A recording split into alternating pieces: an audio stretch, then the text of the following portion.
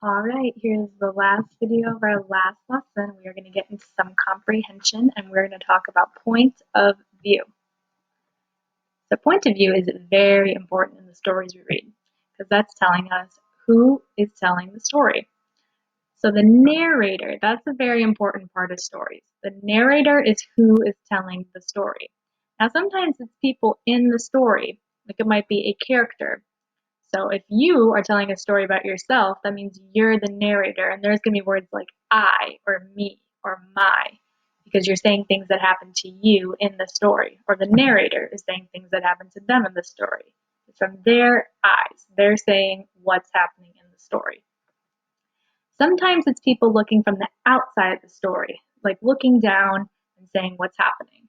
If that happens, you're going to see words like he, she, him, her, and they. So that means the character or the narrator is not a character in a story in that instance. They're just watching it like it's a movie and they're saying what happened. So let's see how this changes. Let's look at these two cartoons. These have two different points of view about something similar. We're going to see how it changes the story. So I was so excited to show my new pet lizard to my friend Jana. I was surprised she wasn't scared. So we see words like I in here. So we know that this person who's holding the lizard is telling the story. It's from her eyes. So she's saying things that are going on in her head, and she is narrating it. Let's look at this one. Sarah was so excited to show her new pet lizard to her friend Jana. Sarah was surprised that her friend wasn't scared. So see, this is almost the same story, except it's different. In this case, this is what Sarah is feeling, so she's saying it herself. In this case, it's a narrator. So in that case, I was the narrator, and I'm not in this story. I'm just reading it, and I'm saying what's happening. So let's take a look at how these are different.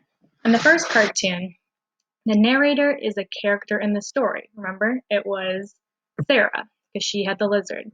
And the narrator is not a character in the story. So how do you know? The narrator uses the words I and my. The narrator is part of the action. She was holding the lizard. She was showing it to her friend Jana.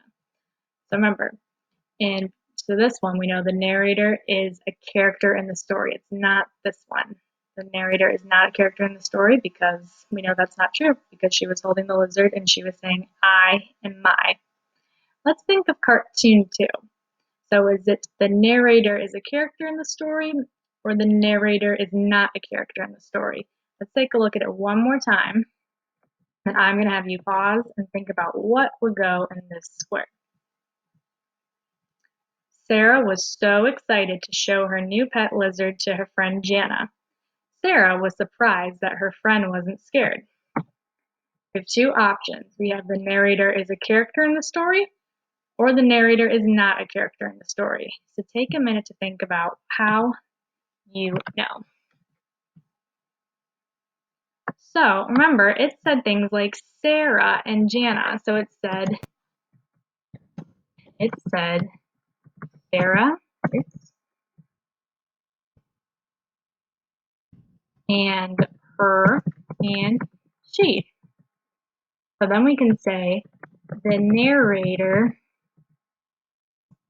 is not part of the action. They are saying what is happening.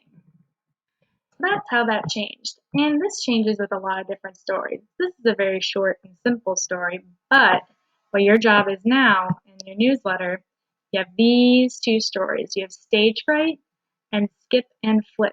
Now these two stories are not told from the same point of view. One is told from a character in the story and the other one is a character outside the story. So that is your job now to read those two and decide how that changes the story. All right, that ends our last lesson of second grade. So good job this year and good luck in third grade. It's awesome.